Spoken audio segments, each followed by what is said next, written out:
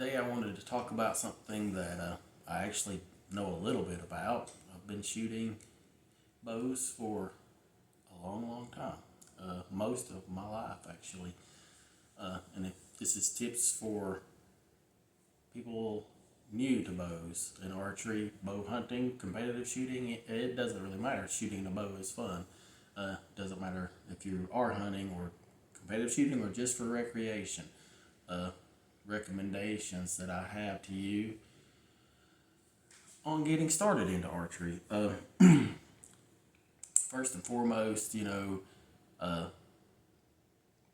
don't go all out unless you're sure that you're going to enjoy this because these can be very expensive. This bow alone is probably $1,000 without anything on it. Uh, they can be pricey. You don't have to spend that, but as you grow and learn, most people upgrade their equipment. But starting out, I did buy a diamond archery prism for my son. It adjusts from 5 to 55 pounds. The draw length adjusts in like from 24, 25 inches to 30. He can grow with that bow. And if you're beginning something like that, I think it was right around $300, maybe 400 after everything that I got with it. I'm not real sure, but it's relatively inexpensive for what we got. Make sure, speaking about the draw weight, if you're starting out, get one that you can pull back easily. This bow's set at 70 pounds. It's not hard for me at all to pull this bow back because I have shot bows since I was probably 4 or 5 years old. My dad got me into archery and I'm 48 now, so 70 pounds to me is a breeze. And neither one of my children can pull this back. I have a 24-year-old daughter, can't even budget. My 17-year-old son, 16, will be 17, can't pull it back either. So I had to get him a new bow. My next advice, if you get into this, have it professionally set up, because if you're watching this, you probably are just getting into it, so therefore you do not know how to set a bow up. YouTube helps, you can learn a lot, and by all means experiment.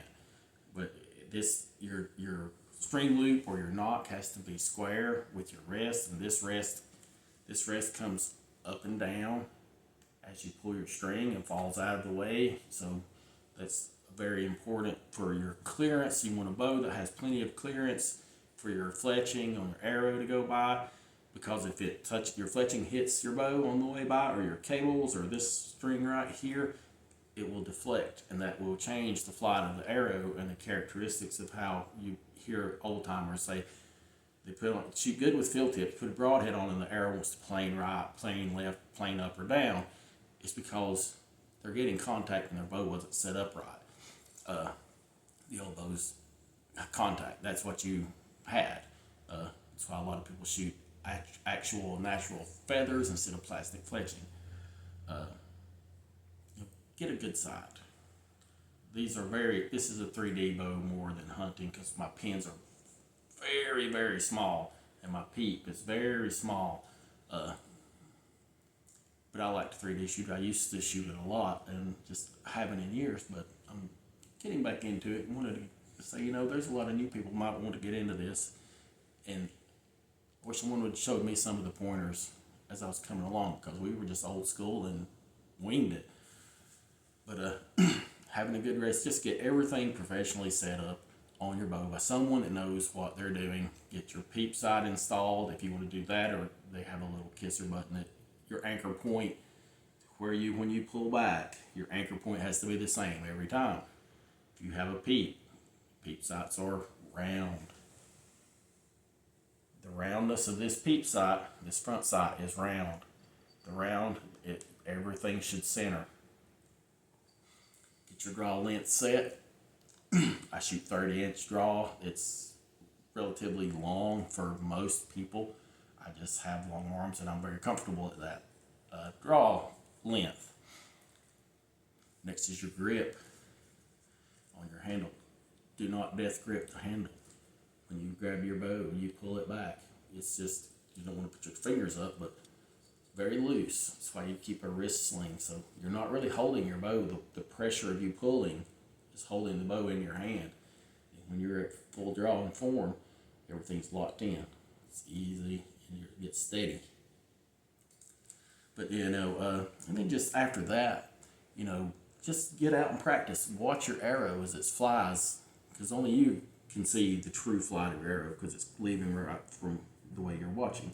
If you see it kick left, kick right, up or down, if it goes a swirl, something's not set up right on your bow, or possibly you can. This, let me go back in time just a second. This sight has a level right there, and you're steady. You want that level. That your wrist torque will also, or this torque on your hand back here, will also affect that. It's a miracle in how hard it is to shoot a bow and do it consistently, and that's why you have to practice a lot. I do recommend, if you're shooting a compound, get a release.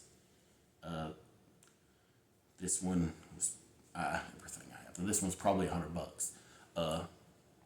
You can get them for less than $30, and they do work the same. This, like I said, I shot competitively and I enjoyed it, and so it was my passion, and I spent the money on it.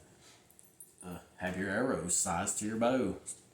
Every arrow has a different spline. These are 400s. They're a little light for my bow. I prefer 500s at 70 pounds. I believe that's how that works. But these do shoot fast, and for target shooting, they're okay. Hunting wise, I would prefer a little heavier arrow, because the heavier arrow you get more penetration, you have a little more lethal shot. It's still going to be lethal, but you don't have to go overboard on anything. This bow, like I said, I set it up for 3D, flat out speed, shooting at little spots on targets. Will it kill a deer? Absolutely. Have I killed a deer with it? No, never have. I enjoy shooting it. I've had it for years and years. Never killed a deer with this bow.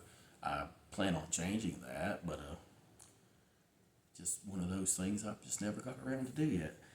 But anyway, it's a very enjoyable thing, and I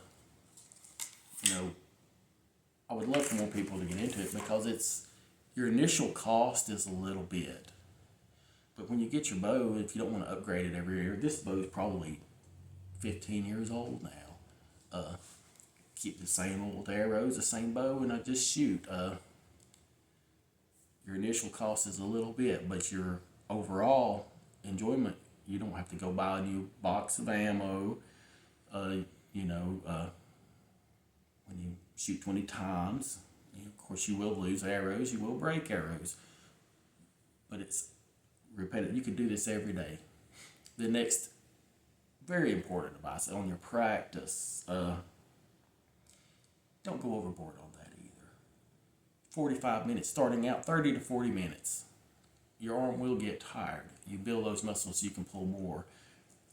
When I was a kid, I shot all day long. And it didn't bother me. I was, 9, 10 years old. I'd stand out in the yard and shoot all day. But now that I'm older and had taken a break from archery for a while, I can feel it. Shoot a couple, maybe 20 times, a couple dozen times, and you can really feel the burn and your muscles, and you'll get to where you're not as steady.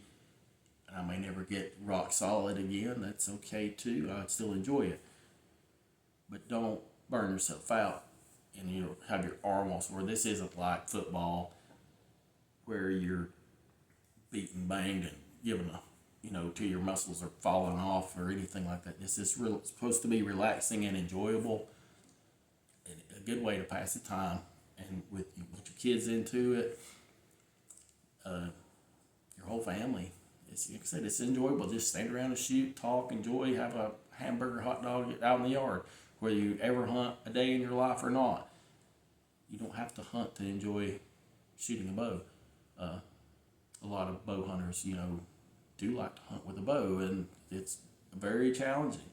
It's very fun. It's very rewarding. But you don't even, hunting is not required to love to shoot and enjoy it. So Anyway, that's about all I had for this one.